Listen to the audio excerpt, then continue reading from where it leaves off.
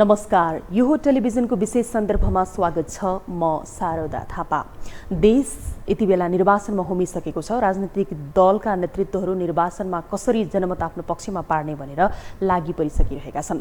यही बीचमा सत्ता गठबन्धनले गठबन्धनकै रूपमा अगाडि बढ्ने भनेर यति बेला छलफल गरिरहेको छ, तर छलफल निष्कर्षमा पुग्न सकेको छैन। नेपाली कांग्रेसले गठबन्धन नभए नेपालको संविधान अन्तर्गत एकल रूपमा बहुमत ल्याउन नसक्ने हुनाले गठबन्धन नै बाहेक हामी अरू केही गर्न सक्दैनौँ भन्ने निष्कर्ष निकालेर गठबन्धनकै रूपमा अगाडि बढ्ने निर्णय गरिसकेपछि यति बेला गठबन्धनभित्र रहेका सत्ता गठबन्धनभित्र रहेका 5 दल बीच सिट बाँडफाँडमा झमेला परिरहेको, सकस परिरहेको आभास हुन्छ र यति बेला पनि बैठक चलि नै रहेको छ र कार्यदल नै बनाएर सिट बाँडफाँडको लागि छलफल भइरहँदाखेरि पनि कुरा नमिलेर पटक पटक बैठक बसिरहेको स्थिति जगजाहेर नै रहेको छ। र यही बीचमा नेपाली कांग्रेसका सभापति अर्थात् वर्तमान प्रधानमन्त्री शेरबहादुर देउवाले पनि चलाखीपूर्ण रूपमा अर्को पटक पनि आफै प्रधानमन्त्री बन्नको लागि यो गठबन्धनकै रूपमा चाहिँ अगाडि बढ्ने भनेर यसरी निष्कर्ष निकालेको भनेर विश्लेषकहरूले आलोचना पनि गरिरहेका छन्। र यही बीचमा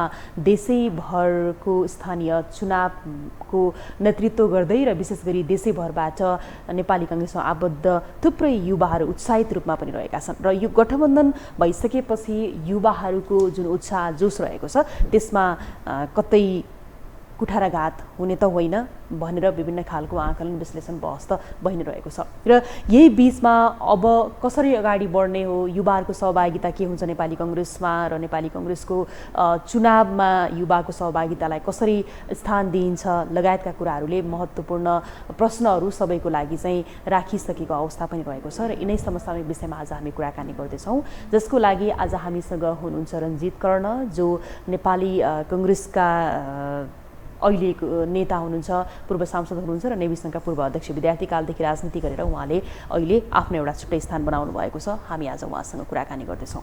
यहाँलाई स्वागत छ कार्यक्रममा। धन्यवाद। जय नेपाल। अब नेपालको जय कहिले हुन्छ भनेर हामीले पर्खिरहनु पर्ने स्थिति छ होइन, र तपाईँ युवा नेतृत्व गरिरहनु भएको छ। अहिले नेपाली कांग्रेसको महाधिवेशन पश्चात युवाहरू नेतृत्वमा पुगे होइन, जस्तै गगन थापा, विश्वप्रकाश शर्मा, उहाँहरू नेतृत्वमा पुग्नुभयो, तर युवाहरूको आवाज, नेपाली कांग्रेसमै रहेका युवाहरूको आवाज भने उठेको छैन। किन यस्तो भइरहेको होला? यो सर्वप्रथम त म आज यो टिभीबाट माध्यमबाट नेपाली कांग्रेसका हाम्रो श्रद्धेय नेता प्रदीप गिरिजीको निधन भएको छ। म हार्दिक श्रद्धाञ्जली व्यक्त गर्न चाहन्छु। म सर्वप्रथम हाम्रो पनि श्रद्धा छ। अब तपाईँले के कुराहरू महत्त्वपूर्ण कुरा उठाउनुभयो र सबैको लागि लाग्छ, कांग्रेस मात्र होइन आम जमातमा पनि एउटा चाहिँ बहसको विषय बनिएको छ बौद्धिक वर्गमा चाहिँ। किनभने 14औं महाधिवेशनपछि नेपाली कांग्रेसमा 2टा युवा महामन्त्रीहरू निर्वाचित हुनुभएको छ। जुन हाम्रो स्वर्गीय प्रदीप गिरिजीले बारम्बार भन्नुहुन्थ्यो, नेपाली कांग्रेसलाई परिवर्तन गर्नु छ भने 2 नेताहरू नेतृत्व लिनु जरुरी छ, नेतृत्वमा आउनु जरुरी छ। महामन्त्री पनि भनेको त्यही हाराहारी नेतृत्वकै हाराहारी हो। र दोस्रो कुरो, नेपाली कांग्रेसको केन्द्र समितिको अहिलेको अवस्था हेर्नुहुन्छ भने ठुलो सङ्ख्यामा युवा साथीहरू आज केन्द्र कार्य समितिमा प्रवेश गर्नुभएको छ, आज निर्वाचित हुनुभएको छ। त्यो भएर अहिलेको नेपाली कांग्रेसको सिङ्गो केन्द्र कार्य समिति कुरा गर्ने भने यो एउटा युवा मैत्री नै केन्द्र कार्य समिति हामीले भन्नुपर्छ अहिलेको। तर लामो समय भइसक्यो, 6 महिना भइसक्यो लगभग, र जुन युवाको पक्ष देखिने कुराहरू, जुन आवाजहरू आउन सकेन भने एक किसिमको गुनासो छ, पार्टीभित्र पनि पार्टी बाहिर पनि। र म भन्छु अब यो के हुन्छ भने कुनै व्यक्ति वा नेतृत्व गर्दै हुनुहुन्छ भने 2टा विषयमा, र प्रथमत युवाको इस्युलाई रेज गर्नु पर्यो, पार्टीभित्र पनि पार्टी बाहिर पनि। पार्टीभित्रै पनि नि युवाको इस्युलाई रेज किन गर्न सकिएन? एउटा त्यो एउटा पर्सेन्ट छ भने। दोस्रो कुरो, समग्र अब अहिले निर्वाचनको अब संसद निर्वाचन हुँदैछ, त्यसमा उहाँहरूले पार्टीभित्र पनि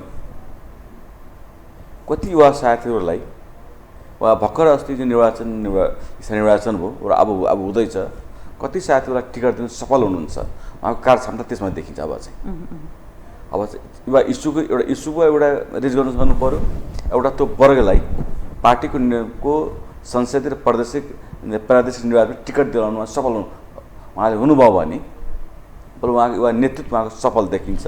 तपाईँले भने जस्तो युवा नेतृत्व टिकट दिएर मात्रै सफल देखिन्छ भन्ने सायद अहिले त्यो छाँटकाँट देखिएन क्या, जबकि महाधिवेशनपछि त युवा नेतृत्व त एउटा पदमा त पुग्यो नि त, तर त्यो पदले युवाहरूको भोइस त बोलेन नि त। मलाई लाग्छ अहिले नै यो 6 महिनाभित्रै नै उहाँहरूको अब सफल असफल भन्न मिल्दैन, जादुको छडी, किनभने जादुको छडी पनि होइन, भर्खर 6 महिना भएको छ। पार्टीभित्रको आफ्नै किसिमको एउटा पारम्परिक संरचना छ।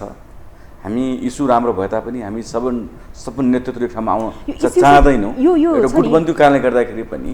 किन युवा भनेको दुईटै टिमभित्र छ, विभिन्न नेतासँग नजिक भएको युवा नेताहरू छन् होइन। यो युवाको समस्या हो, थाहा हुँदा पनि विभिन्न गुटबन्दीको कारणले गर्दाखेरि पनि हामी सम्पूर्ण युवाहरू एक ठाउँमा आउन सकिरहेको छैन र त्यो पनि समस्या हो। मलाई लाग्छ भोलिको दिनमा अब विभिन्न कारणले गर्दाखेरि युवा साथीहरू एक ठाउँमा आउन सक्नुहुन्छ। र दोस्रो कुरो मैले अघि नै भने अब यो परीक्षणमा पनि अब उहाँहरू युवालाई कति लड्न सक्नुहुन्छ, युवा साथीहरूको लागि चाहिँ टिकट दिनु कति सफल हुन सक्नुहुन्छ।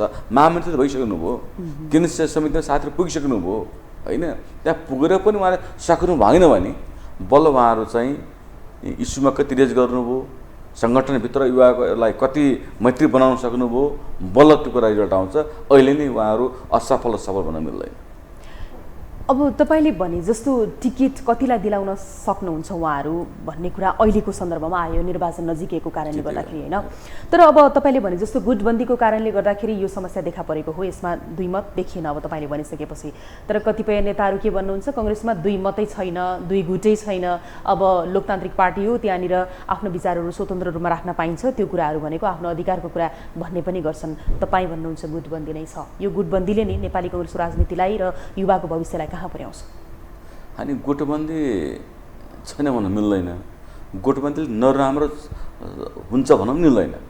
गुट विचारले हुन्छ, व्यवहारले हुन्छ र पार्टीभित्र काम गर्ने क्रममा एउटा विचारबाट, एउटा काम गर्ने शैलीबाट साथीहरू विभिन्न गुटमा विभिन्न ठाउँमा आउन सक्छ, त्यो ठुलो कुरो होइन। तर अहिले देखिएको नेपाली कङ्ग्रेसको गुटबन्दीको जुन सन्दर्भ प्रसङ्ग निकाल्नु भयो नि यहाँले, अब यसले त एउटा पक्षलाई त पाखै लगाएको देखिन्छ नि, केही कुरामै पनि अगाडि बढ्न नदिएको शेखर गोरेला पक्षलाई त होइन। समस्या के छ भने मैले अघि नै भने साथीहरू समस्या पहिचान गरेर पनि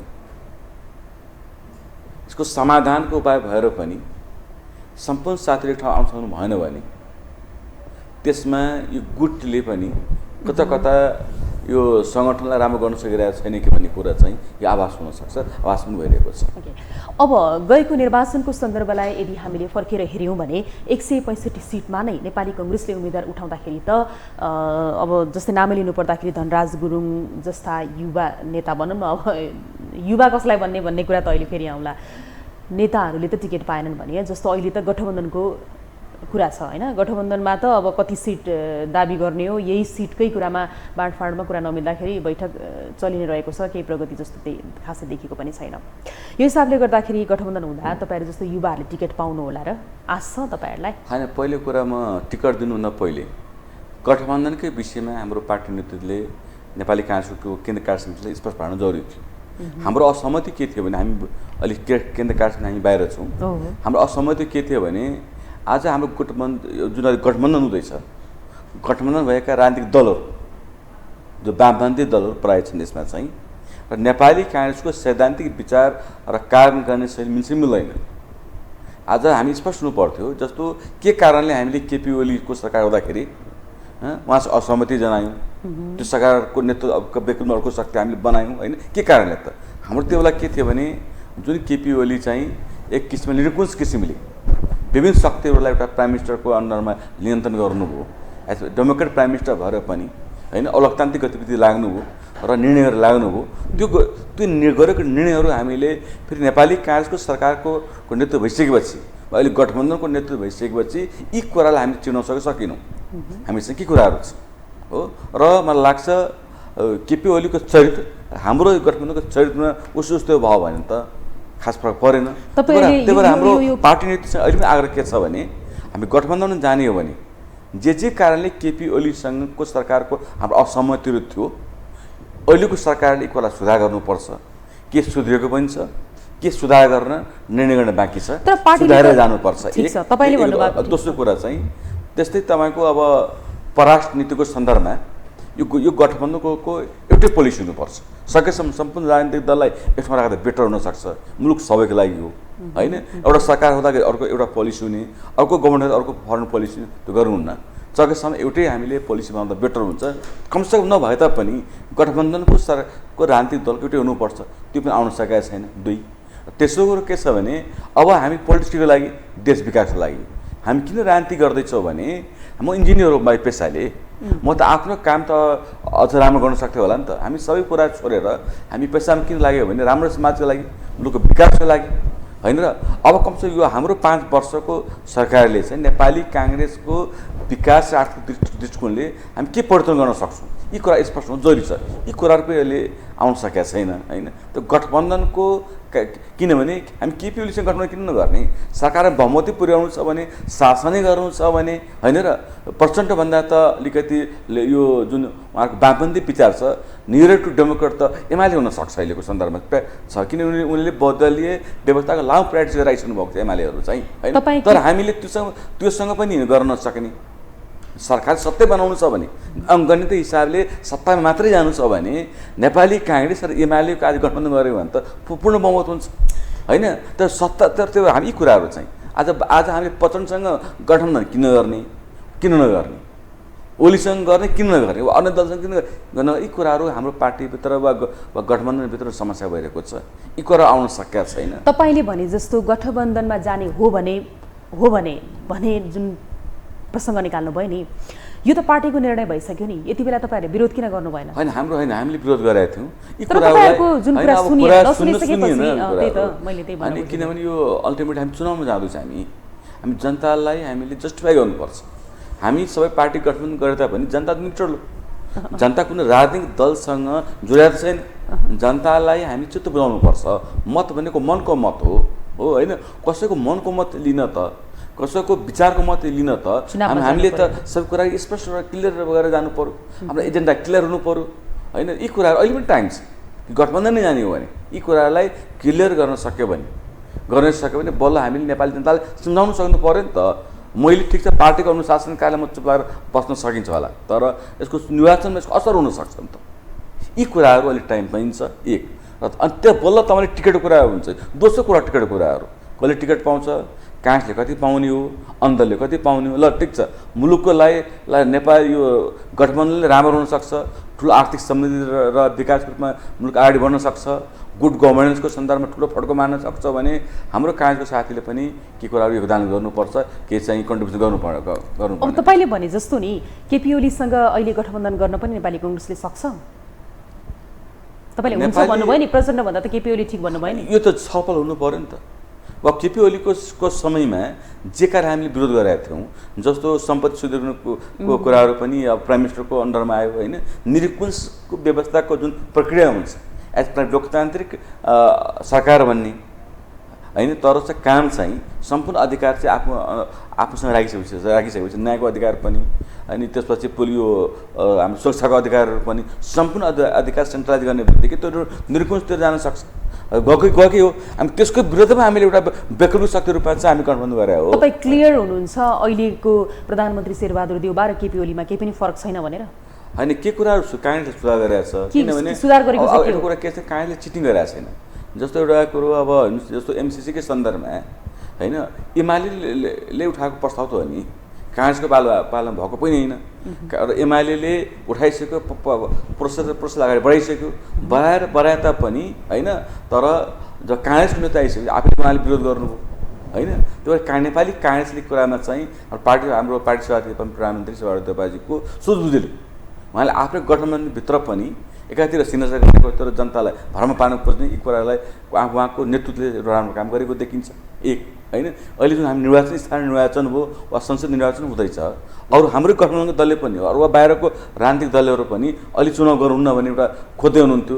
तर प्राइम मिनिस्टर होइन, यो हाम्रो प्रधानमन्त्रीजीले चाहिँ अहिलेको अवस्थामा नेपालको संविधानमै असर हुनसक्छ, नेपालको लोकतान्त्रिक प्रक्रियामा ठुलो असर हुनसक्छ, समय हामीले गर्नुपर्छ उहाँको अडान हो। त्यसले गर्दाखेरि उहाँको कदमहरूले चाहिँ लोकतान्त्रिक प्रक्रियालाई बलियो भएको देखिन्छ त्यो कुरा चाहिँ हो त के कुरामा समस्या छ अहिले पनि यी कुरालाई जुन मैले भने समस्या केमा छ यो समस्या औल्याउनुस् न तपाईले बुदागत रूपमा भन्नुस् त जस्तो सम्पत्ति सुधारको कुरा हामी बारम्बार पार्टीभित्र उठाएको छौँ यी कुरालाई पनि जुन एउटा अहिले पनि किनिनेर बाँकी छ यी कुरालाई उहाँले चाहिँ क्लियर गर्नु जरुरी छ चुनाव अगाडि नै पहिले कुरा हैन लगायत इस्यु जुन इस्युहरू छ र दोस्रो कुरा के छ फरेन पोलिसीको सन्दर्भमा चाहिँ डेभलपको सन्दर्भमा हुनु जरुरी छ एउटै विचार हुनु जरुरी छ दुई तेस्रो कुरो के छ भने नेपालको यो आर्थिक समिति विकास ठोस योजना आज हाम्रो गठबन्धनको नेतृत्वमा जसले भोलि नेतृत्व लाउनवाला हैन नेतृत्व गर्दाखेरि 5-10 वर्षको नेपाल आर्थिक समृद्धिको के कारणले अब भाषणतिर मात्रै र म्यानिफेस्टोमा लेखेर मात्रै अहिलेको जनताले विश्वास गर्ने अवस्था छैन नेपाललाई स्विजरल्यान्ड बनाउँछु भनेर नेपाली जनताले हामीलाई विश्वास गर्ने अवस्था छैन यसको यथार्थ कुरा हो यसको धरातलमा बढेर हैन र हामीले कुन कुन क्षेत्रमा कसरी गर्न सकिन्छ स्पष्ट सहित म्यानिफेस्टोमा जुन एउटा कार्यविधि सहितको हामीले विश्वास दिलाउन सक्यो भने एउटा रोड म्याप चाहिँ बनाउन सक्यो भने बल्ल हामीले विश्वास गर्न सक्छ हामीले झुटो धेरै बोलिसकेका छौँ हामी म्यानिफेस्टोमा धेरै गलत लेखेर जनतालाई लोभ लाग्दो कुरा लेखेर पनि हामी गर्न सकेका छैनौँ अहिलेको जनताले हामीलाई यति सहज र सरल किसिमले हामीलाई विश्वास गर्न सक्दैन किनभने जनता नत्र निराश भएर फ्रस्ट्रेसन भएर मल्टी पार्टी सिस्टम अल्टरनेटिभको रूपमा अर्को शक्तितिर नजिक हुनसक्छ जनता हुनसक्छ हाम्रो दायित्व पनि हो त्यही भएर हामी कमसेकम हामी जस्ता युवा साथीहरू अरू अन्य साथीहरू पनि दबाब दिएर पनि एक ठाउँमा बसेर पनि हैन त्यो गुटबन्दी हुनसक्छ उहाँले भन्नु गुटबन्दी यस्तो विचारको गुटबन्दी हुनसक्छ पार्टीभित्र र यी समस्याहरू छन् यी कुरालाई हामीले अहिले पनि मेरो पार्टीको गठबन्धन दलहरूसँग नेतृत्व गर्ने हाम्रो पार्टी साथीसँग विशेष आग्रह छ यी कुरालाई मिलाएर लिएर जानुपर्छ अब तपाईले भन्नुभयो केपी ओलीसँग पनि मिल्न सकिन्छ नि सत्ता शासनै गर्ने हो भने हैन बहुमत ल्याउने हो भने भनेर तपाईलाई के लाग्छ अहिले नेकपा माओवादीका अध्यक्ष पुष्पकमल दाहाल प्रचण्ड भन्दा केपी ओली ठिक हुनुहुन्छ हैन एउटा कुरा के छ नि यो अब कांग्रेस अब अहिलेको सन्दर्भमा केपी ओलीसँग मिल्ला जस्तो देखिदैन मिल्ला फरक परेन देखिदैन त हैन मैले सोधेको मिल्ला फरक परेन एउटा कुरा के छ भने तपाईको भर्सन के तर एउटा कुरा के छ भने कांग्रेस प्रचण्ड त केपी ओलीभन्दा बेटर हुनु पर्यो नि हैन र प्रचण्ड जहिले पनि अस्ति नै विभिन्न इस्युमा चाहिँ हो अब एकातिर उहाँले चाहिँ लगायत विभिन्न इस्युमा चाहिँ विरोध गर्ने बाहिर चाहिँ हैन भित्र सरकार हुँदाखेरि आगे पर्छ लिएर जाने चरित्रहरू उहाँ सुधार गर्नु पर्यो कमसेकम सुधार गर्नु पर्यो प्रचण्डजीले कुराहरू चाहिँ हो र उहाँको आफ्नो कुराहरू पनि कहिलेकाहीँ उहाँको कार्यदलको विभिन्न साथीहरूले चाहिँ पत्ताखेरि के बुझिन्छ भने हामी एमएलएसँग मिलिदिन्छौँ त्यो घुर्की लगाउने हैन एक किसिमले यो दबाब दिनु चाहने र हामी तिनीहरूको वैचारिक रूपमा पनि अहिले के यो प्रचण्डजीहरू क्लियर हुन सक्नुभएको छैन अहिले चाहिँ र यी कुराहरू उहाँले स्पष्ट हुनु जरुरी छ त्यही भएर हामी बहस गर्छौँ केपी ओली र प्रचण्डमा के फरक छ त हैन किन उहाँको कम्युनिटी दुइटै वामपन्थी हुन् बरु वैचारिक कुरा गर्ने हो भने सैद्धान्तिक मात्रै कुरा गर्ने हो भने त यो एमालेको प्र्याक्टिस बहुदलीय व्यवस्था लामो भइसक्यो प्रचण्डजीको त भएको छैन हामी लिएर उहाँसँग हुन सकिन्छ त्यसको बावजुद पनि उहाँहरू हामीसँग कांग्रेसको गठबन्धनलाई अगाडि लिएर जाने हो भने उहाँले आफ्नो सुधार गर्नुपर्छ विचार सुधार गर्नुपर्छ के सैद्धान्तिक कुरा पनि सुधार गर्नुपर्ने छ उहाँहरू चाहिँ र अब जनतालाई दोहोरो धोका दिने कुराहरू चाहिँ उहाँले सम्पूर्ण रूपमा बन्द गर्नुपर्छ र त्यसको विषय दिलाउनुपर्छ उहाँले गठबन्धनलाई अगाडि लिएर जाने हो भने भन्ने प्रसङ्ग तपाईँले जति बेला निकाल्नुहुन्छ नि जबकि गठबन्धनलाई अगाडि लिएर जाने नै हो नेपाली कांग्रेसले त निर्णय नै गरिसक्यो नि हैन नेपाली कांग्रेसले निर्णय गरेर अहिले सिट बाँडफाँडको लागि नै यहाँनिर तपाईहरुलाई सकस परिरहेको हैन यति नै हो हैन अब यसमा तपाईहरुले विरोध गरेर पाउनुहुन्छ के त हैन हाम्रो कुरा के छ भने विरोध हैन हाम्रो कुरा के छ पहिले हामी जनताको माथि जानु पर्यो अब जाने नै हो टिकट बाँडेर मात्र हुन्छ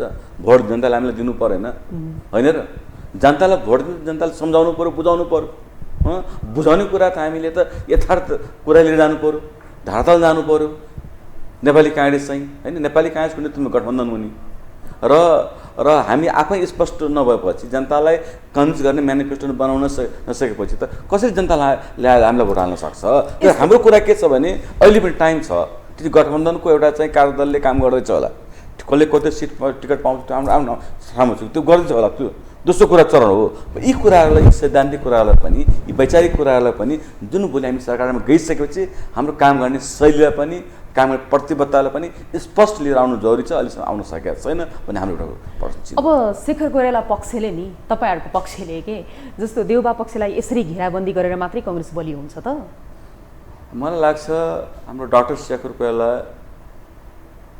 र हाम्रो पनि दबाब हुन्छ कहिलेकाहीँ उहाँलाई चाहिँ, किनभने उहाँले 41% भोट लिएर आउनुभयो र पार्टीभित्र धेरै ठुलो साथी ठुलो दबाब के छ भने एउटा नेपाली काङ्ग्रेसभित्र प्र्याक्टिस भइसक्यो होइन, किनभने यो शक्ति सन्तुलन गर्नु पर्यो।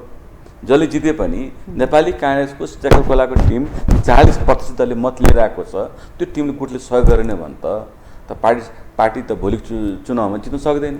कि पार्टीको 40% शक्तिलाई बाहिर राखेर गठबन्धन गरेर अरू दलसँग मिलेर यो पार्टी त फेरि निर्वाचनमा हार्न सक्छ, पराजय हुन सक्छ भने हाम्रो कुरो के छ भने पार्टीसँग चाहिँ यो शक्तिलाई पनि एउटा चाहिँ उहाँले हाम्रो शेखर कोइरालाजीले उहाँले चाहिँ के भन्नुभएको छ, न्यायोचित वितरण भन्नुभएको छ। हाम्रो साथीको कुरा के छ भने न्यायोचित वितरणको अङ्गनीय कुरा गर्ने भने 40% भन्नुपर्छ। 40%को राम्रो व्यक्तिहरूलाई होइन, गलत व्यक्ति होइन, नेपाली काङ्ग्रेसमा लामो समयसम्म काम गरेको, दुःख गरेको, जित्ने खाले होइन, त्यस्ता व्यक्तिहरूलाई चाहिँ टिकट दिनुपर्छ र त्यसको चाहिँ शेखर कोइरालाले पक्षले पाउनुपर्छ भन्ने एउटा चाहिँ प्रस्तावित विषय बनेको छ। शेखर कोइराला पक्ष पनि त दुई चरित्र देखाइरहेको छ नि त, गठबन्धनको विरोध गरे जस्तो पनि गर्ने, फेरि गठबन्धन गरेन भने त हामी आफै हार्छौँ जस्तो पनि फिल गरिरहने होइन। अहिलेको सन्दर्भमा अब डाक्टर शेखर कोइराला पक्षले पनि अस्तिको बैठक होइन, यो पक्षले यो सहमति गरिसक्यो, किनभने गठबन्धन सरकार पनि छ। स्थानीय निर्वाचनमा हाम्रो गठबन्धन गर्नु हुँदैन, हाम्रो स्पष्ट कुरा थियो, तापनि उहाँहरूले गर्नुभयो होइन, हाम्रो असहमति थियो। तर के छ भने हामी पार्टीभित्र बसिसकेपछि, निर्णय गरिसकेपछि त पार्टीको अनुशासनलाई मान्नै पर्ने हुन्छ, यसको असर हुन्छ, पार्टीभित्र असर हुन्छ भन्ने हामीले अनुशासित भएर मात्रै कुरा गरे हो। अहिले पनि गठबन्धनमा निर्णय गरिसकेपछि हामीलाई माग्नै पर्ने हाम्रो बाध्यता पनि छ। तर हामी के छ भने गठबन्धन सुधारेको गठबन्धन हुनुपर्छ, परिष्कृत हुन्छ नि गठबन्धन हुनुपर्छ, वैचारिक रूपमा चाहिँ स्पष्ट हुनुपर्छ, यो भन्ने हाम्रो कुरा हो। त्यो कुरा चाहिँ हो। त्यही भएर अब नेपाली काङ्ग्रेसभित्र चाहिँ कुनै पक्षले गठबन्धनको अब हामीले चाहँदा नचाहँदा पनि असहमति हाम्रो छैन, तर कसरी सुधार गरेर जान सकिन्छ भन्ने हाम्रो कुरा हो, पहिलो कुरा चाहिँ। र दोस्रो कुरो के छ भने पार्टीभित्र पनि शक्ति सन्तुलनलाई ठाउँ राख्न सकिन भने यो के एउटा कुरा, एउटा सिम्पल कुरा उदाहरण दिन चाहन्छु। कुनै बच्चा लड्यो भने, रगत बग्यो, घाउ भयो भने चक्लेट दिएर बच्चालाई रुन त बन्द गर्ला, त घाउ निको हुनु त औषधि दिनुपर्छ होइन र। अझै नेपाली काङ्ग्रेसभित्र डाक्टर शेखर कोइराला पक्षलाई म्यानेज गर्न सकिन भने पार्टी नेता हुनुहुन्छ, उहाँ चुपचाप त हुनुहुन्छ होला सायद, उहाँसँग 2-4 जना नेताहरू पनि अब ठिकै छ उहाँ होला, तर उहाँसँग धेरै साथी अन्यायमा पऱ्यो भने, नेचुरल साथीहरू जेन्युन साथीहरू अन्यायमा पऱ्यो भने पार्टीभित्र आन्तरिक ठुलो विद्रोह हुनसक्छ, त्यो बेला चाहिँ क्षति हुनसक्छ, पार्टीभित्रको त्यो शक्तिले असहयोग गर्न सक्छ भोलि निर्वाचनमा चाहिँ। तपाईँहरूले यो दबाब, यो धम्की त तपाईँहरूले पनि दिनै रहनु भएको छ नि यता देउबा पक्षलाई होइन, यो दिँदै पनि तपाईँहरूको कुरा देउबा पक्षले एउटा कानले सुनाएर अर्को कानले उडाइरहेको छ।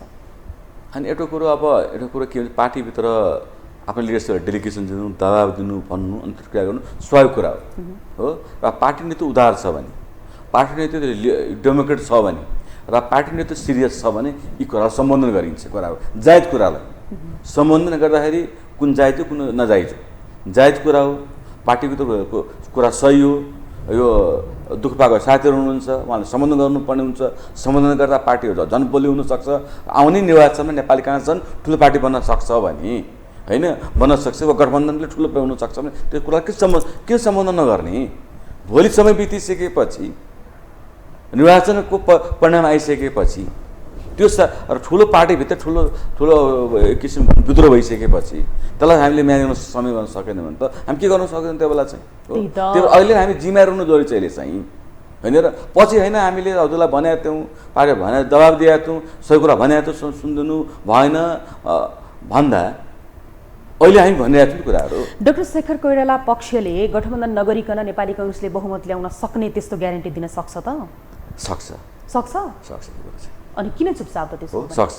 अब गर्ने के, अब आधार देखाउनुस् न, जस्टिफाई गर्नुस् न। एउटा कुरा के विचार गरौँ भने यो अहिले नेपाली पार्टी सभापति सेवारत्न नेतृत्व गरिसकेपछि नेपालमा के महत्त्वपूर्ण निर्णयहरू भएको छ हो। जुन स्थानीय निर्वाचनकै सन्दर्भमा गठबन्धनभित्र पनि त प्रचण्डजीहरू, माधव नेपालजीको ठुलो दबाब थियो, उपेन्द्र यादवको ठुलो दबाब थियो निर्वाचन गरौँ न भनेर। त पार्टी नेपाली काङ्ग्रेसकै पार्टी सभापतिको अडानकालले मात्रै समयमा निर्वाचन भयो हो। अहिले यति मात्र होइन, एमसिसी होस् वा जुन पनि इस्यु होस्, यदि सबैको सामूहिक रूपमा सम्पूर्ण यो हाम्रो केपी ओलीजी, प्रचण्डजी वा हाम्रो झलनाथ खनालजी, माधव नेपालजी आफू उहाँहरू नेतृत्व हुँदाखेरि उहाँले उठाएको एजेन्डा, उहाँले लिएर प्रस्ताव एजेन्डा हो, आफू लिएर जाने होइन। तर काङ्ग्रेसले जहिले पनि जनतालाई यो दोधारमा राख्न खोजेन। नेपाली काङ्ग्रेस जे बोल्छ त्यो गर्छ र पार्टी सभापतिले यी कुराहरूलाई चाहिँ अगाडि बढाउनुको त्यो कुराहरू छ। रिस्क लिनुभयो, मलाई कति भोट आउँछ उहाँले निर्वाचनको अङ्गनी त्यो हिसाबले जानु भएन, किन जनतालाई भ्रम पाएर गुमराह गर्न सक्छ, गरेकै छ उहाँहरूले चाहिँ। यी सम्पूर्ण इस्यु बेस नेपाली काङ्ग्रेस धेरै इस्युहरूमा चाहिँ सफल भएको देखिन्छ अहिले चाहिँ। तर नेपाली काङ्ग्रेस अहिले पनि स्थानीय निर्वाचन डाटा हेर्ने भने अहिलेको हामी धेरै टाढा जानु पर्दैन, स्थानीय निर्वाचनको डाटा हेर्ने भने नेपाली काङ्ग्रेस पपुलर मतको हिसाबले पनि हो 44% हाराडी छ। नेपालको ठुलो पहिलो पार्टी हो, एक हो। र अङ्गनती सङ्ख्याको हिसाबले पनि हेर्ने भने अहिले हाम्रो जुन यो पालिकाको सङ्ख्याको नेतृत्व हेर्ने भने नेपाली काङ्ग्रेस ठुलो पार्टी बनिएको छ। र त्यसो कुरो के हामीले गठबन्धन जाँदै हाम्रो हो, गठबन्धनमा हामी गठबन्धनको ठाउँमा चाहिँ नेपाली काङ्ग्रेस धेरै स्थान लिन सकेका छैन। बिना गठबन्धन जहाँ नेपाली काङ्ग्रेस इन्डिपेन्डेन्ट उठेको छ, नेपाली काङ्ग्रेस ठुलो सङ्ख्यामा बहुमत, त्यसकै आधारमा तपाईँले नेपाली काङ्ग्रेसले संसदीय चुनावमा पनि बहुमत ल्याउन सक्छ भन्ने विश्वास गर्नुभयो। तर यो विश्वास फेरि सभापतिलाई लागेन, उहाँको टिम उहाँको लागेको छैन, त्यो हामी के भन्न सक्दैन। त्यही त अब यो जुन कम्युनिस्ट फुटाएर सत्तामा टिकिरहने देउबा को रणनीतिले नि यो काङ्ग्रेसलाई कहाँ पुर्याउँछ होला त? होइन, उहाँले कम्युनिस्ट फुटाएको भयो नि, त्यो चाहिँ गलत कुरा हो। एउटा कुरा के छ भने मेरो पार्टी साथीसँग असहमति होला कति कुराहरूमा, त यथार्थ कुरा हामीले विश्वास के गर्नुपर्छ भने हाम्रो पार्टी सभापति छ एउटा देउपाजी, मलाई प्रान्त बनाइदियो भन्नु जानु पनि भएको होइन। तिम्रो कम्युनिस्ट फुट म कहाँ भन्नु भएको होइन। बारम्बार प्रचण्डजी, माधव नेपालजी, झलनाथजी बारम्बार उहाँको घरमै गएर बुढानीगढमै गएर होइन हजुर अब होइन तपाईँले त्यो गरिदिनु पर्यो भनेर प्रान्त बन्नु पर्यो उहाँले भन्नुभएको हो। तर त्यो भएर नेपाली काङ्ग्रेसले वा पार्टी सभापतिले वामपन्थीले फुटाएर राज गरे पनि कुरा होइन। तर अहिले यो कुरा गलत हो। मैले अघि सुरुवातमा भूमिकामा पनि भने प्रधानमन्त्री यो पटक त शेरबहादुर देउवाले मलाई बनाउनुहोस् भन्न जानुभएको होइन, जग जाहेर छ, सबैले देखेको कुरा भयो हो। तर अब गठबन्धनको सरकार बनेन भने काङ्ग्रेसको बहुमत आउँदैन, काङ्ग्रेसको बहुमत नआइसकेपछि आफू प्रधानमन्त्री बन्न सक्ने कुरै भएन।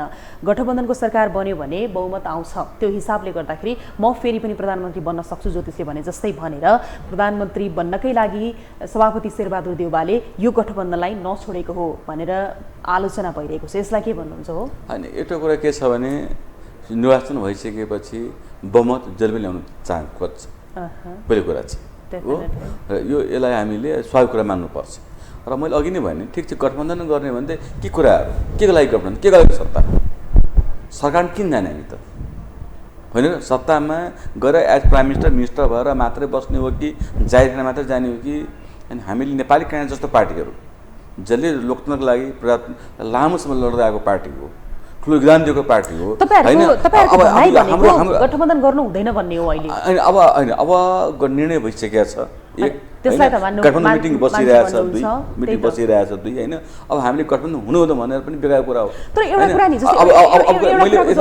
तपाईँले जस्तो अघि तपाईँले भन्नु त भयो गठबन्धन बिना नै नेपाली काङ्ग्रेसले बहुमत ल्याउँछ भनेर तपाईँले ठोकुवा नै गर्नुभयो होइन? जस्तो शेखर कोइराला पक्षले ग्यारेन्टी दिन्छ यो पनि तपाईँले भन्नुभयो। यो होइन, यो एउटा कुरा हो कि यो गठबन्धन शेखर कोइराला पक्षले मात्र गर्ने कुरो भएन नि त। गठबन्धन बिना अहिलेको जुन तथ्याङ्क छ मैले सोधेको गठबन्धन बिना पनि नेपाली काङ्ग्रेसले बहुमत ल्याउन सकिन्छ, हामी ग्यारेन्टी दिन्छौँ त तपाईँले भन्नुभयो नि। त्यो हिसाबले कुरा गर्ने हो भने स्थानीय तहको निर्वाचनमा सभापति वर्तमान प्रधानमन्त्री शेरबहादुर देउवाले ल गठबन्धन बिना चाहिँ यो ठाउँमा जितेर देखाउनुहोस् न त भन्दाखेरि तपाईँहरू पछि हच्किनु भएको होइन त? होइन, यो गलत कुरा, त्यो कुरा चाहिँ उहाँ त निर्णय गरिसक्यो, निर्णय उहाँले गर्नुभयो नि, निर्णय गर्नुभयो। तर गठबन्धन नगरिकन जितेर देखाउनुहोस् न त भनेर उहाँले भन्नु त भएको थियो नि। होइन, उहाँले त्यस्तो के भन्नुभएको छैन, न्युजमा के आएको होला, मान्छे इन्फर्मली कसले के बोला अन्य ठाउँमा भयो होइन। औपचारिक रूपमा कुनै यस्तो प्रपोजल पनि लिएर आएको छैन पहिलो कुरा चाहिँ होइन। र हामी अहिले पनि स्पष्ट छौँ, तर मलाई लाग्छ अब यो विषयमा बहस गर्नु बेकार हो। हामी चाहिँ हाम्रो इन्टरभ्यू हुँदैछ, हामी कुरा राख्दैछौँ, त उहाँहरू काठमाडौँ टिकटको भाँडाको अन्तिम निर्णय गरिदिनु उहाँहरू होइन। बरु अब के गर्न सकिन्छ, अहिलेको गठबन्धनलाई व्यवस्थित किसिमले जनताको प्रति उत्तरदायित्व कसरी बनाउने हो, पार्टीभित्र पनि नेपाली काङ्ग्रेसले आफ्नो पोजिसन कसरी बढी लिने हो, नेतृत्व कसरी लिने हो, दुई र पार्टीभित्र पनि राम्रा व्यक्तिहरू, हाम्रा होइन राम्रा व्यक्तिहरू जसले, किनभने यो ठुलो काङ्ग्रेससँग ठुलो अपेक्षा छ। अहिले पनि यसपालि पनि नेपाली काङ्ग्रेसको नेतृत्वले जनताको को लागि विकास आर्थिक समृद्धिको लागि ठुलो हामीले योगदान दिन सकेनौँ भने, फड्को मार्न सकेनौँ भने, अब किनभने हामी छिमेकी मुलुक भारत र अहिले चीन आर्थिक समृद्ध रूपमा चाहिँ जुन किसिमले अगाडि बढेको छ, उनीहरू चाहिँ यो कम समयमा फड्को मारेको अवस्था छ। अब नेपाल पनि नयाँ जेनेरेसन, नयाँ युवा साथीहरू चाहिँ हामी त्यो देश हामी परिवर्तन गर्न खोजिरहेको छौँ अहिले चाहिँ होइन। गर्न सकेन भने ठुलो चाहिँ यो नेपालको डेमोक्रेसी सिस्टममै नै ठुलो असर हुनसक्छ। यति मात्र होइन, वैकल्पिक शक्ति डेमोक्रेसीको रूपमा चाहिँ ठुलो विद्रोह हुनसक्छ, काउन्टर रिभोल्युसन भन्छ, काउन्टर रिभोल्युसन हुनसक्छ। त्यो र जनता हामी एउटा मात्र किन नठानौँ भने कि हामीले राजनीतिक दलको हामी ठुलो पार्टी हो, हामी जे जस्तो निर्णय गरे पनि, जस्तो काम गरे पनि जनतालाई मान्नै पर्छ नगरौँ, यी नेपाली जनता हो होइन। उहाँको हामीले माया पनि गरिरहेको छ भने उहाँको अनुकूल हामीले काम गर्न सकेनौँ भने हामी के स्थानीय निर्वाचन हामीले के हेऱ्यो नि त, कि निर्णयहरू भयो कि जनताले मत दिए कि विजय गराए होइन, यो सामान्य कुरो नै होइन। तर भोलिको दिनमा उहाँले मतबाट आफ्नो विचार राख्नुभयो जनताले, भोलि मत होइन विद्रोहबाट पनि, सडक आन्दोलनबाट पनि ठुलो विद्रोह हुनसक्छ। हामी नेताहरू सचेत हामीले अगाडि बढ्न सकेनौँ भने।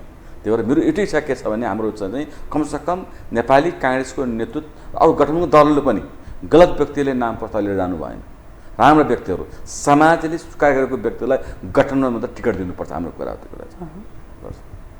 अब अर्को एउटा कुरा के, जस्तो नेपाली कङ्ग्रेसले बिपीको समाजवादलाई मान्छ नि होइन, बिपीको समाजवादलाई अङ्गीकार गरेर हिँडेको नि हो। अङ्गीकार अब सिद्धान्तमा गरिरहेछ, व्यवहारमा त अब कति गरिरहेछ भने व्यवहारमा छैन। जस्तो बिपीको समाजवादको आदर्शको कुरा गर्ने हो भने त कम्युनिस्टलाई सँगै लिएर हिँड्नु हुँदैन भन्ने हो नि होइन। तर नेपाली कङ्ग्रेस यति बेला कम्युनिस्ट नलिकन हिँड्नै सक्दैन अगाडि। अब हेर्नुहोस्, यो नेपाली काङ्ग्रेस सिद्धान्तमा व्यवहारवादी राजनीतिमा हामी प्रवेश गरेका छौँ अहिले चाहिँ। अब व्यवहारमा के हुन्छ भने हाम्रो नेतृत्वले व्यवहारमा चाहिँ कम्युनिस्ट नै हो। अब होइन, व्यवहारवादी भन्दा अङ्गणितीय हेर्ने सिद्धान्त, गणितीय जो अङ्गणित कसले 2+2 4 हुन्छ, कसले बढी 10 कसरी ल्याउने, बढी कसरी ल्याउने, त्यो हामी त्यसलाई चाहिँ व्यवहारवादी राजनीति भन्छ। यसलाई कुन आदर्श कुन समाजवाद भन्छ? त्यो अब ठिक छ, अहिलेको हाम्रो त पूर्ण असहमतिको कुरामा चाहिँ पहिलो कुरा चाहिँ पार्टीभित्र पनि हाम्रो असहमति हो होइन। अब किन यो हामी प्योर हामी सेन्ट्रिक पार्टी, डेमोक्रेट पार्टी होइन, र राइटिस्ट पार्टी यो लेफ्टिस्ट पार्टीसँग हाम्रो कुनै किसिमको विचारै मिल्दैन होइन, हामी त्योसँग मिल्न गयौँ होइन। र म अघि नै भने किसिमको अब ठिक छ, नेतृत्वले मिलाइसकेपछि एक ठाउँ आइसकेपछि यसलाई पनि केही न केही हाम्रो विचारले, काम गर्ने शैलीले, त्यस के मापदण्ड बनाएर पनि उहाँहरूलाई चाहिँ कि नियन्त्रण गर्न सकिन्छ कि डेमोक्रेटलाई यसलाई को कन्ट्रोलमा ल्याउन सकिन्छ कि कमसेकम ठिक छ। अरू जे भए तापनि आर्थिक र विकासको दृष्टिकोण उहाँलाई एक ठाउँमा चाहिँ ल्याउन सकिन्छ कि भन्ने कुरा चाहिँ हाम्रो कुरा छ। र कति सकेला कुरा थाहा छैन, हाम्रो दबाब यसको लागि चाहिँ हामी नियन्त्रण हाम्रो भइरहेको हुन्छ पार्टी। अब यो आधार र मापदण्ड तय गर्नको लागि जुन कार्यदल बन्यो सिट बाँडफाँडको लागि भनेर, यो वाम गठबन्धन गरेर अगाडि जाने भनेर होइन, र यो सिट बाँडफाँडको कुरा अहिलेसम्म नमिल्नुमा चाहिँ तपाईँहरूको नेपाली कङ्ग्रेसले कति सिट दाबी गरेको, 100 सिट त नेपाली कङ्ग्रेसले दाबी गरेको भन्ने कुरा बाहिरिसकेको छ, अझै बढी गरे हो कि अझै कम हुँदैन भनेर हो कि के हो खास? यो अब एउटा कुरा के हुन्छ भने यो कसले कति दाबी गर्ने बरु गाह्रो छ। यो जे छ लागि दाबी गर्नु भएन, हामीले पनि काहीँ गर्नु भएन, आधार बनाउनु पऱ्यो होइन। अब हामीले सुनेको कार्यदलको नेतृत्वसँग कुरा भएको होइन, उहाँहरू पनि व्यस्त हुनुहुन्छ होला सायद होइन। अब गत स्थानीय निर्वाचन आधार मानेर निर्णय गर्नुभएको छ, त्यही त होइन। अब त्यो आधारमा निर्णय गर्नु पऱ्यो नि त होइन। र नेपाली काङ्ग्रेस 120 सिट आउँछ कि 90 सिट आउँछ कि त्यो थाहा हुन्छ नि त हो। तर त्यसलाई पनि मान्न तयार हुन्न हाम्रो प्रचण्डजीहरू वा हाम्रो माधव नेपालजीहरू वा अरू अन्य दलहरू मान्न तयार हुन्न। उहाँहरू चाहिँ आफैले एउटा निर्णय पनि गर्ने होइन, लास्टमा त्यो हेरेपछि आफैले गरेको मापदण्डलाई पनि मापदण्ड आधार नमान्ने भन्ने भयो। त्यो भएर के भन्ने अब 120 भन्ने कि 100 भन्ने कि होइन र, हामीले भन्दाखेरि 120 नेपाली काङ्ग्रेस 120 भन्दा कम लिनु न अहिले चाहिँ। तपाईहरु 120 भन्दा कम नलिने अहिलेको स्थानीयलाई आधार मान्ने हो भने 120 सिट काङ्ग्रेसले पाउनु पर्छ। तर यता गठबन्धनको अन्य दलहरू मान्नुहुन्न, मान्न थाहा छ। नेतृत्वले मान्नु भएको छैन। अब यसरी नमान्दा यो जुन सिट बाँडफाँडभित्रै किचलो परिरहँदाखेरि कतै यो गठबन्धन टुट्ने त होइन भन्ने आशंका पनि गर्न थालिएको छ। गठबन्धन टुट्दैन है कि पार्टी नेतृत्वको अब स्ट्रङली उहाँ चाहिँ डिटर्मिनेन्ट हुनुहुन्छ होइन, तर पार्टीभित्र कति विद्रोह हुन्छ र कति नियन्त्रण गर्न सक्नुहुन्छ उहाँहरू। पार्टीभित्र चाहिँ विद्रोह एकदम मजाले हुन्छ, भइ पनि रहेको छ। मलाई लाग्छ, मलाई थाहा छैन, साथीभाइ कुरा सुन्दाखेरि चाहिँ अहिले पनि टाइम छ, निर्णय मिलाएर गर्नुभयो भने त्यसलाई व्यवस्थित गर्न सकिन्छ भन्ने हामीलाई विश्वास पनि छ। तर यो कार्यदल बनेको 3 हप्ता भइसक्यो होइन, अनि केही नै गर्न नसक्ने के भएको यो किचलो किचकिच होइन? अब 3 हप्ता भयो भने 4 हप्ता भयो पनि समय बाँकी छ होइन। अब टाइम टुङ्गाउनु पर्छ, अब टुङ्गाउनु पर्छ, अब ढिला भइसक्यो नि। अब ढिलो भयो किनभने अब त्यो कुरा छ, तपाईँको कुरा सही हो। अब एउटा चाहिँ गठबन्धनको टिकट भाँडको सङ्ख्या नै मिलाउनु पर्यो, त्यो प्रदेश पनि मिलाउनु बाँकी छ 2। त्यसपछि सम्पूर्ण आफ्नो राजनीतिक दलले आफ्नो पार्टीभित्र पनि उम्मेदवारको चयन गर्नु पर्यो, त्यहाँ पनि समय लाग्छ होइन। त्यसो अलिक समय बाँकी छ त्यस्तो कुरा छैन, समय बाँकी छ। तर अब चाँडै गर्नु पर्यो नि कुरो, हाम्रो चाँडै गर्नु पर्यो भने 120 सिट नेपाली कांग्रेसले पाउनु पर्यो। पाएन भने हामी त रिक्वेस्ट नै गर्छौँ पार्टी सभापतिजीलाई, हाम्रो कार्यदलको साथीहरूलाई।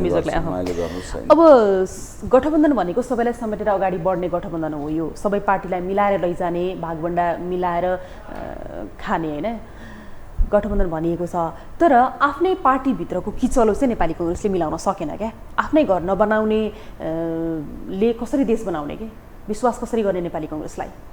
अनि के समस्या छ मलाई लाग्छ यो कुरा पार्टी सभापतिलाई के फिल भएको जस्तो लाग्छ मलाई। र यो बिचमा के कार्यक्रमहरू पनि भयो नभएको होइन। अझ भन्नुहुन्छ भने खुलेर कुरा गर्दाखेरि डाक्टर शेखर कोइरालासँग आबद्ध साथीहरूले, युवा साथीहरूले ठुली भेला गर्नुभएको थियो। अझ अर्को पनि भेला गर्ने तयारीमा हुनुहुन्छ राष्ट्र स्तरको। फेरि भेला गर्ने कहिले सुन्दैछु मैले त्यो चाहिँ। अब भयो भने हप्ताभित्र हुन पनि सक्छ, हुनसक्छ। अर्को भेला गरेर के गर्ने? अब हाम्रो कुरा के छ नि, यो कमसेकम यो पार्टीको सम्पूर्ण साथीहरूलाई ठाउँमा राखेर, जेन्युन साथीहरूलाई, इमान्दार साथीहरूलाई हो भोलिको दिनमा, किनभने चुनौती के छ भने सिट सङ्ख्या पनि हामीले कम पाउने हो, कम पाउने, त्यसलाई व्यवस्थित गर्न नसक्ने। त्यो इमान्दार एउटा क्राइटेरिया कमसेकम पार्टीभित्र दुःख पाएको काम गरेको मापदण्डबाट निर्णय गऱ्यो भने त मैले नपाएँ भने म त उहाँले राम्रो काम गर्नुभएको थियो के भएर होइन र चित्त बुझाउने एउटा बाटो हुन्छ कुरा चाहिँ होइन। त्यो पनि हामीले बनाउन सक्ने। र आज चाहिँ यो मलाई भुइँजो कसले सहयोग गर्यो पार्टी सभापतिको निर्वाचनमा चाहिँ उहाँलाई छान सहयोग गर्नुपर्ने, मलाई असहयोग गर्यो भनेर छान तिनीहरूलाई चाहिँ टिकट नदिने, त्यो गठबन्धनको व्यक्तिलाई अलग्गै व्यक्तिलाई त्यो हालिदिने हो। त्यहाँ यस्तो कुरामा के हुन्छ, जब तपाईँ ठुलो अन्याय गर्नुहुन्छ भने होइन विद्रोह त्यहाँबाट हुनसक्छ, डर हामीलाई त्यहाँ हो। त्यहाँ हामीसँग दबाब, हाम्रो ठुलो दबाब भन्नुभयो भने अर्को राष्ट्रिय भेला गरेर दबाब दिएर पनि हामीले चाहिँ यो कुरा गलत कुरा नहोस् भन्ने हाम्रो। तपाईँहरूले अब सिटै राष्ट्रिय भेला गर्दै हुनुहुन्छ शेखर कोइराला पक्षले, हामी गर्दैछौँ दबाबको लागि, खबरदारीको लागि भनौँ होइन। र अब यो दबाब र खबरदारी गर्दा गर्दै फेरि जनताको माझमा जानै बिर्सिनु होला नि? त्यो समयमा हामी गर्दैछौँ, समन्वय चाहिँ गर्दै हुनुहुन्छ। अब तपाईँले तर यो जरुरी पनि छैन, पार्टी सभापतिले एउटा काम मिलाएर गर्नुहुन्छ, विश्वास दिलाउनुहुन्छ भने त्यो जरुरी छैन। मेन कुरा के चाहिँ भागभण्डा पनि अब कुरा भएन भए चाहिँ पार्टीभित्र पनि शेखरलाई यति भागभण्डा दिनुपर्छ त्यो पनि कुरा भएन। अब एउटै हाम्रो कुरा के छ भने अब निर्णय गर्दाखेरि स्पष्ट मापदण्ड बनाउनु जरुरी छ। अब चाहिँ कुनै नेपाली काङ्ग्रेसभित्र कुनै पनि गुटको साथीहरूले यो जो कहाँ ठाउँमा छ सबै हामी काङ्ग्रेस हौँ, म पार्टी साथी सम्पूर्ण साथीको म पार्टी साथी हो। अब चाहिँ हो मैले पार्टीभित्र न्याय दिनुपर्छ, असल व्यक्ति लिएर जानुपर्छ। अब चाहिँ हो हाम्रो ठुलो चुनौती छ भयो, किनभने अहिलेको अन्तर्राष्ट्रिय परिवेशमा पनि ठुलो आर्थिक चुनौती भोलि हुनसक्छ, र श्रीलङ्का जस्तो अवस्था हुनसक्छ नआओस्। र नेपाललाई एउटा चाहिँ राम्रो मुलुक, एउटा चाहिँ विकसित देश कसरी बनाउने हो त्यो मेरो दायित्व हो। त्यो पार्टी सभापति फिल गर्नुभयो भने र पार्टीको यी समस्याहरूलाई स्वतः समाधान हुन्छ, त्यसको लागि मात्रै हाम्रो दबाब हो। डाक्टर शेखर कोइराला पक्षले टिकटकै लागि चाहिँ त्यस्तो लुछाचुडी गर्दैन? होइन गर्दैन, टिकटकै लागि चाहिँ गर्दैन। उहाँको मलाई लाग्छ डाक्टर शेखर दाईको के लेखहरू पनि आएको छ होला, उहाँले बाहिर स्पष्ट उहाँको राख्नुभयो होइन। मलाई 40% चाहिँदैन मलाई, त्यो भनेकै चाहिँ मलाई न्यायिक वितरण। तपाईहरु त अझै चाहनुहुन्छ गठबन्धन बिना नै नेपाली कांग्रेस सोलो चाहिँ निर्वाचनमा जानुपर्छ भन्ने हाम्रो चाहना हो त्यो। चाहना तपाईहरुको चाहना तर अब चाहना भयो। चाहना कसले सुन्दैन हैन पीडा छ धेरै नेपाली कांग्रेस। त्यो अहिले चुनाव पनि थाहा हुन्छ। यति धेरै पीडा लिएर तपाईहरु यो पार्टीमा आबद्ध भइरहनु भएको छ, आफ्नो रगत पसिना बगाइरहनु भएको छ, युवाहरू जोश जागरका साथ देश बनाउने काममा निर्माण लाग्नुपर्ने हैन, यो हिसाबले त तपाईहरुको भविष्य चाहिँ खतम भएन भनेको हैन। यो मुलुकको भविष्यमा भन्दा हाम्रो व्यक्तिगत भविष्य पनि हैन। हामी भविष्य त्यही बेला त्यागिदियौँ जुन बेला म आफ्नो इन्जिनियरिङ पढ्दा गर्दा एमई गरिसकेपछि पनि हैन राम्रो अवसर छोडेर पनि हामीले यो बाटोमा हामी लाग्यौँ। त्यो हाम्रो व्यक्तिगत भविष्यभन्दा पनि हैन देशकै भविष्य राम्रो भयो भने हामी त्यो अरू त्याग गर्न तयार छौँ। आफ्नो सम्पूर्ण कुरालाई हामीले छोड्न तयार छौँ। अब तपाईहरुले छोड्न तयार छौँ भनेर भनिरहनु भएको छ हैन, तपाईहरुको पार्टीभित्र भएको गुटको व्यवस्थापन कसरी गर्ने त? मैले अघि नै भने पार्टी सभापतिले के सम्झनु पर्यो भने अब म सम्पूर्ण मैले भने खबरदारी गर्दा पनि उहाँले सम्झिरहनु भएको छैन, सुन्नु भएको छैन। विश्वास छ उहाँले सम्झिनुहुन्छ, अहिले मलाई आश छ। पार्टी सभापतिले नै व्यवस्थापन गरिदिनु पर्यो। एउटा विद्यार्थी भूमिकाबाट आउनुभएको उहाँले सबै कुरा यो उहाँको ठुलो इतिहास पनि छ पार्टी सभापतिको हैन, सेवा देवको हैन, त्यो उहाँले कुरा सम्झिनुहुन्छ भन्ने मलाई विश्वास छ। ओके, अब यो सँगसँगै जस्तो तपाईहरुको भातृ संगठनको जुन अहिले कन्तबिजोग देखिएको छ नि, यो देख्दाखेरि तपाईलाई पीडा हुँदैन? अहिले अब जुन नेतृत्व यो पनि सबै कारण गठबन्धन हेर्नु सबै कारण के हो भने अब यो पार्टीको नेतृत्वलाई के लागेको छ भने अब यो भारतीय जनता किन चाहियो?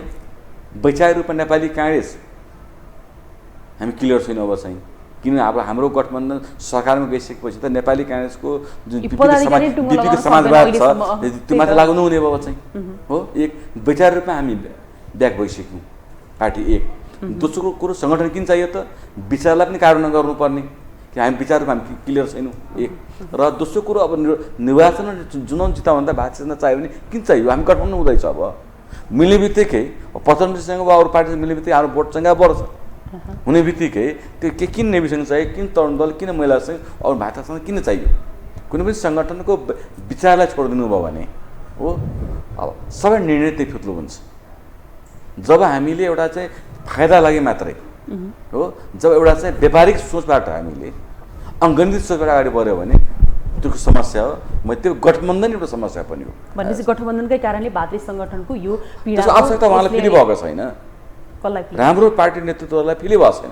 किन राम्रो नेविसन चाहियो? किन राम्रो नेपाली कांग्रेस चाहियो? यो तरुण दल चाहियो वा महिला सङ्घ चाहियो? अरू किन राम्रो चाहियो? के लागि चाहिँ उहाँलाई गठबन्धन पुग्छ? उहाँलाई टोटल अङ्गनित रूपमा गइसकेपछि अब यो जुन चाहिँ तपाईहरुको घरभित्रको कल झगडा भनौँ न किचल हो, यो व्यवस्थापन गर्नको लागि सभापति नै अगाडि सर्नुपर्छ। तर सभापतिज्यूले अहिलेसम्म पनि आफ्नो अडान छोड्नुहुन्न हैन। त्यो हिसाबले गर्दाखेरि तपाईहरु यही पार्टीभित्रै कति समयसम्म रहिरहने, के गर्नको लागि रहिरहने भन्ने त मनमा लाग्छ होला नि? हैन, एउटा कुरा के छ भने कुनै चिजको परिवर्तन एकैपल्ट हुन्छ भन्ने कुरा विश्वास पनि हामी गर्नु हुँदैन। सङ्घर्ष जारी छ, सङ्घर्ष जारी हुन्छ त्यो चाहिँ। र आज भारतको जुन हाम्रो भारतको लोकतन्त्र हेर्नुहुन्छ भने आज 30 वर्ष अगाडि इन्डियाको डेमोक्रेसी कुन सिस्टममा थियो, कस्तो अवस्था थियो? आज कति सुदृढको डेमोक्रेसी हो, जसले गर्दाखेरि आज वर्ल्डको विश्वको एउटा शक्तिशालीहरूको देश रूपमा आएको देखिन्छ आज चाहिँ हो। सिस्टम रहिरहनुपर्छ, सङ्घर्ष हुन्छ, सङ्घर्षले कहिले ढिलो भए पनि परिवर्तन गर्छ भन्ने हामी कुरामा विश्वास छ। अब अर्को एउटा कुरा यहाँलाई सोधौँ, मधेसमा नेपाली कांग्रेस एकदमै मधेस भनेको चाहिँ नेपाली कांग्रेसको गढ भनेर मानिन्थ्यो, तर पछिल्लो समय दलहरूको उदय भएसँगै नेपाली कांग्रेस कमजोर बनेको छ, स्वीकार्नुहुन्छ तपाईँको आफ्नो क्षेत्र? अब यो तपाईँ पत्रकार पनि हो होइन, अब मैले भन्नु पर्दैन। अहिले गत एसिया निर्वाचन अहिले भएको थियो, भर्खर भएको 3-4 महिना जति भएको छ यार होइन। त्यसले मात्रै डाटा लिने हो भने मधेसमा सबभन्दा बलियो पार्टी नेपाली कांग्रेस हो। अहिले सबभन्दा बलियो पार्टी नेपाली कांग्रेस, त्यसपछि अन्य राजनीतिक दलहरू होला नै। अहिले पनि बलियो भर्खर 3 महिना भयो नि त चुनाव भएको होइन र? फ्रेस डाटा हेरौँ नि त। अरू मधेसी दलले मधेसी जनतालाई गुमराह गर्ने मात्रै प्रयास गरे, मधेसी जनताको लासमा उभिएर राजनीति मात्रै गर्नु प्रयास गर्यो, तर मधेसी जनताको समस्या समाधान गर्न कहिले प्रयास गरेन। अहिले नागरिकताकै समस्या के गर्नुहुन्छ भने होइन, यो जसपा र लोकसभा जस्ता पार्टीले कहिले उहाँ इस्यु उठाउनु भयो, रेज गर्नुभयो, तर यसको चाहिँ एउटा चाहिँ यो जिम्मेवारीपूर्वक समाधान गर्ने कहिले प्रयास गर्नु भएन। तर नेपाली काङ्ग्रेस यो पहिले पनि जनतालाई र संसद दलमा निर्वाचन हामीले चाहिँ दर्ता गराएको थियौँ। त्यसमा यद्यपि पछि चाहिँ केपी ओलीजीले पनि सहयोग गर्नुभयो। अझ केपी ओलीको सरकारले त अझ नागरिकता अध्यादेश त उहाँले अध्यादेशबाट ल्याउनु पर्नुभएको थियो। यही कुरालाई अहिले उहाँ विरोध गर्दै हुनुहुन्छ अहिले चाहिँ, होइन र? यो अहिलेको जे छ हु भयो। अहिले कुनै कुरा चेन्ज नगरिकन केपी ओलीको सरकारले अध्यादेश ल्याउनु खोज्दै हुनुहुन्थ्यो। उहाँले रातारात गर्नु खोज्दै हुनुहुन्थ्यो। उहाँको सरकार ढल्यो, अर्को पाटो हो, जस पाउनु भएन होइन, ल्याउनु सक्नु भएन, जस पाउनु भएन। त उहाँले विरोध गर्दै हुनुहुन्छ। त नेपाली काङ्ग्रेसले हिजो पनि एउटा कुरा गरिरहेको थियो, त्यो केपी ओलीसँग नेपाली काङ्ग्रेस प्रतिपक्ष पर्दा गरे पनि होइन, न यो यसमा हाम्रो समर्थन हुन्छ है, नागरिकता विधेयकमा चाहिँ तपाईँ गर्नुहोस्, हाम्रो समर्थन हुन्छ, हामी विरोध गर्दैनौँ हो। तर अहिले चाहिँ नेपाली काङ्ग्रेसले गर्ने निर्णय गर्दाखेरि केपी ओलीको विरोध छ हो। तर यो मधेसी दलहरू चाहिँ यो एउटा चाहिँ सत्ताको लागि मात्रै हुने। अहिले भर्खर यो उपेन्द्र यादवजीले नोटङ्की उहाँको चाहिँ मध्य प्रदेशको 5 वर्ष 4.5 पनि 5 वर्ष मुख्यमन्त्री भएर बिताइसक्यो, कुनै कारवाही गर्नु भएन। सबै जनतालाई हाम्रो कुरा थाहा छ होइन। तर उहाँको टेन्डेन्सी चाहिँ जहिले पनि यो सत्ताको जुन एउटा करप्सनसँग वा आर्थिक लाभसँग उहाँहरू बढी चाहिँ नजिक हुनुभयो। र त्यो भएर म के भन्न चाहन्छु भने अहिलेको भक्कको फ्रेस डाटा हेर्ने हो भने नेपाली काङ्ग्रेस बलियो पार्टी हो। सधैँ नेपाली काङ्ग्रेसै ठुलो पार्टी बन्नुपर्छ जरुरी पनि छैन होइन। कहिले सानो हुन्छ, कहिले ठुलो हुन्छ। अहिलेको कन्टेक्स्टको कुरा गऱ्यो भने नेपाली काङ्ग्रेस र भोलि निर्वाचनमा पनि नेपाली काङ्ग्रेस ठुलो पार्टी हुन्छ। तपाईँले सप्तरी क्षेत्र नम्बर 2 बाटै टिकट लिनुहुन्छ, पाउनुहुन्छ? पार्टीले दिन्छ? म लिन्छु, मलाई विश्वास छ दिन्छ। दिन्छ पार्टीले? दिन्छ। दिएन पनि दिन्छ, मलाई विश्वास। तपाईँको प्रतिद्वन्दी को? अहिले उपेन्द्र यादवजी अस्ति अब होइन यो बेसिकली गत निर्वाचनमा त्यही त गएको अनि यो हाम्रो नेतृत्वले चाहिँ अब म त अपराधै गरे भन्नु अपराध अन्याय नै गरेँ नि। किनभने अब म प्रदेशमा उठाएको थिएँ, पार्टी नेतृत्वले भन्दा तपाईँ चाहिँ ठिक छ सांसद उठ्नु भएन भन्नुभयो फाइटसाजीले सबैले हो। र पार्टीको लिडर्सले भनिसक्यो, हामीले कुरा पनि मान्यौँ, प्रदेशमा मलाई टिकट दिनुभयो हो। र सँगैमा नेपाली काङ्ग्रेसको सकरदेव सुतालाई टिकट दिएको थियो, उहाँलाई पार्टीले फिर्ता गरायो। उपेन्द्र यादवजीलाई निशर्त सहयोग गर्नुपर्ने, नेपाली काङ्ग्रेसले उपेन्द्र यादवलाई निशर्त सहयोग गर्नुपर्ने। यो सङ्घमा चाहिँ उपेन्द्र यादवजीले नेपाली काङ्ग्रेसले प्रदेशमा हराउनु पर्ने, त्यो गठबन्धन थिएन। नेपाली काङ्ग्रेसले निशर्त सहयोग गर्नुपर्ने, उपेन्द्र यादवले काङ्ग्रेस हराउनु पर्ने। र म प्रदेशमा उठाएको थिएँ, यो ठुलो अन्याय अत्याचारै गर्यो त्यो बेला चाहिँ, त्यहाँ सहेर बस्यौँ होइन। मलाई विश्वास छ होइन, मलाई विश्वास छ पार्टीले अब फेरि बारम्बार त्यो गल्ती गर्दैन नगर्ला भन्ने विश्वास। यहाँलाई समय र विचारको लागि धेरै धेरै धन्यवाद। धन्यवाद। दर्शकवृन्द, हामी यति बेलासम्म विशेष सन्दर्भमा नेपाली काङ्ग्रेसका नेता रञ्जित कर्णसँग अहिलेको समसामयिक विषयमा कुराकानी गरिरहेका थियौँ। यिनै कुराकानीसँगै आजको लागि विशेष सन्दर्भको समय सकियो। यो टेलिभिजन हेर्दै गर्नुहोला। नमस्कार।